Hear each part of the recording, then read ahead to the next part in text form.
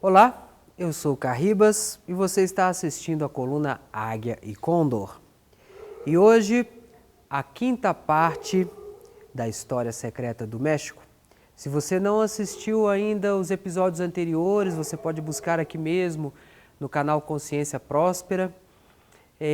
Se está gostando, divulgue, compartilhe.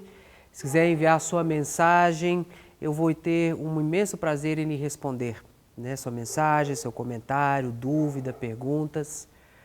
Pois bem, vamos lá. Estamos vendo a História Secreta do México e no episódio anterior nós vimos que Regina e os guardiões das quatro grandes tradições mexicanas teriam a grandiosa missão de ativar o chakra planetário localizado no México, despertando a alma, o espírito desse país, do México, para que a energia, o fluxo energético análogo à Kundalini, a nossa energia Kundalini, porém a Kundalini planetária, né, desse continuidade ao seu caminhar desde o Himalaia até seu local de destino, que seria na Cordilheira dos Andes. Então Regina viu que era necessário, em alguns pontos energéticos, alguns lugares de poder dentro do mapa da atual cidade do México, que foi construída sobre as ruínas da antiga capital asteca, né, Mexica Tenochtitlan.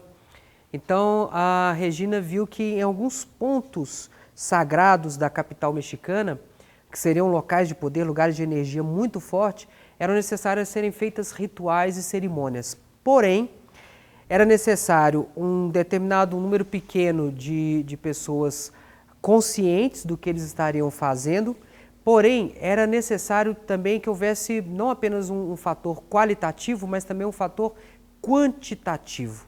Ou seja, era necessário, em alguns rituais eram necessárias milhares de pessoas. E aí, como é que eles iam reunir tantas pessoas para levar a cabo, né, para poder realizar essas cerimônias? Então, eles começam rapidamente a convidar pessoas e a formar grupos, né, cada um convidando as pessoas que eles já sabiam que se interessavam pela espiritualidade ancestral mexicana. Eles começam a fundar os grupos de legítimos mexicanos, de autênticos mexicanos, né, que fossem pessoas que estavam dispostas a resgatar, a retomar a espiritualidade ancestral mexicana. E, bom, mas ainda assim essas pessoas eram uma quantidade muito pequena, não eram muitas pessoas. E eles precisavam de algumas cerimônias, Regina disse que eram necessárias milhares de pessoas participando ali no momento, né? E aí como é que eles iam fazer? Porém, o universo daria um jeito de resolver esse problema. Porque sincronicamente, nesse mesmo momento, o primeiro semestre de 1968, explode na Cidade do México uma série de manifestações estudantis, né? Os estudantes começam a se mobilizar e fazer grandes passeatas, grandes manifestações que reuniam milhares de pessoas. E várias dessas manifestações eram passeatas que percorriam rotas da Cidade do México e que coincidiam exatamente com caminhos ancestrais que deveriam ser percorridos. E essas passeatas eram concluídas exatamente em pontos onde deveriam ser feitas as cerimônias. Então, Regina aproveita toda essa mobilização dos estudantes, todas as passeatas, as manifestações estudantis, e junto com os estudantes lá iam, né, os grupos de mexicanidade, os grupos dos autênticos mexicanos, legítimos mexicanos, levando seus defumadores, tocando seus caracóis, seus tambores, fazendo seus rituais juntos com os estudantes. Uma das principais dessas manifestações seguiria caminharia pelo centro da Cidade do México até o Zócalo, a praça principal, onde na época dos astecas situava-se os principais templos, né? O próprio Templo Maior, as pirâmides dedicadas a Tlaloc, Huitzilopochtli, né? O Templo de Quetzalcóatl, todos esses templos situavam-se onde hoje é o Zócalo, a praça principal da Cidade do México, onde hoje encontra-se a Catedral da Cidade do México. E aí Regina, né, e os autênticos mexicanos vão seguindo a passeata dos estudantes até o Zócalo. Ali, Regina disse que era necessário entoar um mantra. E esse mantra era exatamente o próprio nome da Cidade do México, né, o próprio nome do país, que traz uma força muito grande. México. É um mantra de ativação muito poderoso e junto com o mantra eram para ser tocados sinos. E aí ela vai descobrir que dentro da catedral da Cidade do México haviam ligas, alguns tubos de metal da liga de Tumbaga, né, feitos parece de ouro e cobre, que era exatamente o material que ela precisava para tocar os sinos e para ativar sons que ativariam o chakra mexicano. Então ela começa a tocar os sinos da catedral começam a tocar e as pessoas começam a gritar e a entoar o nome do país, México, México. Milhares de vozes entoando esse mantra e ela tocando os sinos. Isso proporcionou um efeito energético espiritual gigantesco, ou seja, o primeiro passo para a ativação do chakra mexicano havia sido dado. Porém, quando os autênticos mexicanos chegam a Regina e perguntam, e aí, conseguimos, né? Fizemos o ritual, o chakra está ativado? Ela fala, ainda não, são necessários outros rituais. E o próximo, a espiritualidade está a dizer que tem que ser um ritual com milhares de pessoas feito no mais absoluto silêncio.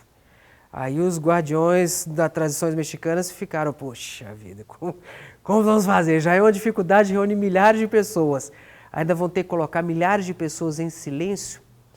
Porém, mais uma vez, a sincronicidade, né, foi mágica, fantástica, porque havia uma censura e um silêncio da mídia mexicana com relação às manifestações estudantis.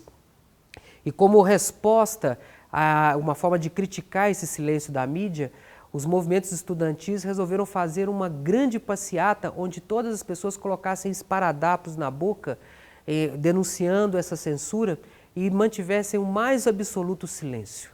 Então é feita essa passeata e Regina e os líderes das tradições mexicanas, os autênticos mexicanos, junto com as pessoas, né, dos grupos de mexicanidade, seguem junto, todos no mais total e absoluto silêncio. Todos esses rituais e aí sim foram acontecendo vários rituais no sentido de ativar plenamente o chakra mexicano.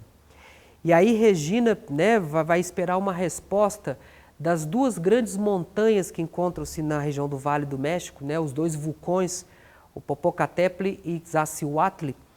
Ela espera uma resposta das montanhas para saber se o chakra mexicano havia sido plenamente ativado.